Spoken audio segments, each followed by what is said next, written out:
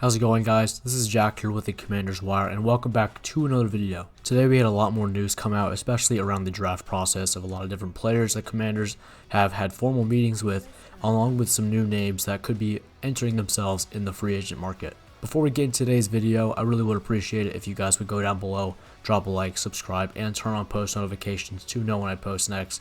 I really do appreciate it, and it lets me know that you guys want more Commanders content just like this. So without a further ado, let's get right into today's Commanders news video. So first out, we're going to start off with John Keim. He mentioned today earlier that the Commanders have had an interview with outside linebacker Sonny Styles of Ohio State. Some of the main parts of this interview included that he's a very versatile player, and that versatility plays a huge part in this game. Now, I would not be opposed to drafting Sonny Styles at 7. I think that you probably still could trade back, maybe 2 spots, maybe trade back with the Chiefs at 9 and still get Sonny Styles at 9, while also adding maybe a second or third round pick in the process. But I think Sonny Styles would be an absolute game breaker for this team.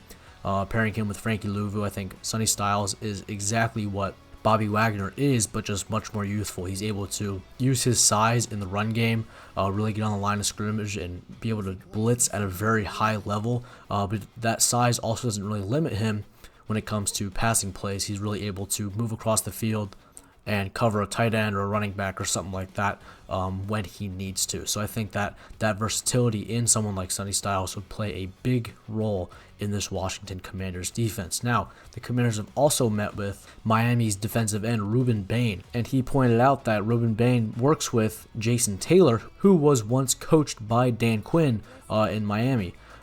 Which is a good connection there. We all know that connections in the NFL really make a difference with who players and teams pick up. Rueben Bain also says that no teams really have mentioned arm length to him as a issue once coming into the NFL as a defensive end. So I really don't think that the arm length, especially with Rueben Bain, really makes a difference.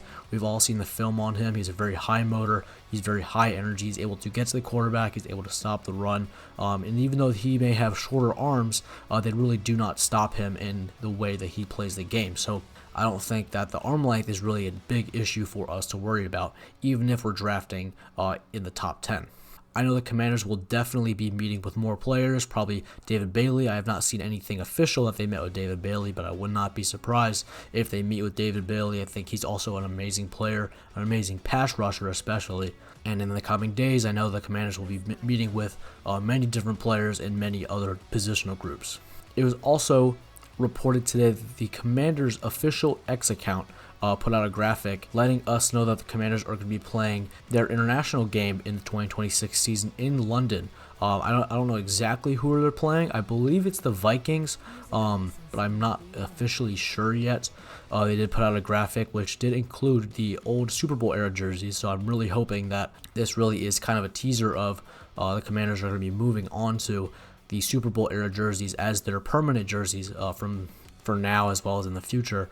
They said that they're going to be playing this game at Tottenham Hotspur Stadium in London, which I believe is a very nice stadium. It's very modern, so that'll be a very cool game to watch on TV regardless, even if it is at 9:30 in the morning. But I'm not really a fan of the international games. I really like to be able to have an extra opportunity, especially to go watch a game here in the United States, whether they're playing close to where I live or even somewhere around the country. I'm a big fan of that.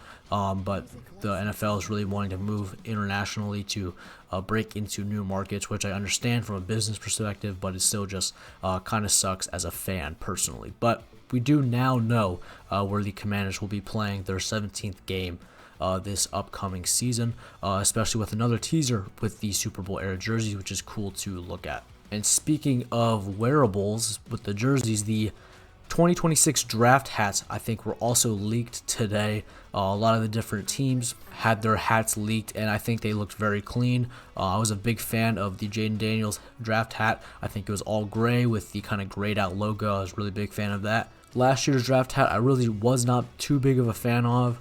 I thought it was too noisy, you could say. Some people really liked it. They thought it was very simple, but I just thought it was doing way too much. But this year, I'm a really big fan of this draft hat. I think it's very simple, it's very clean, and really embodies kind of the older Redskins colors that I have a lot of gear of from my childhood especially.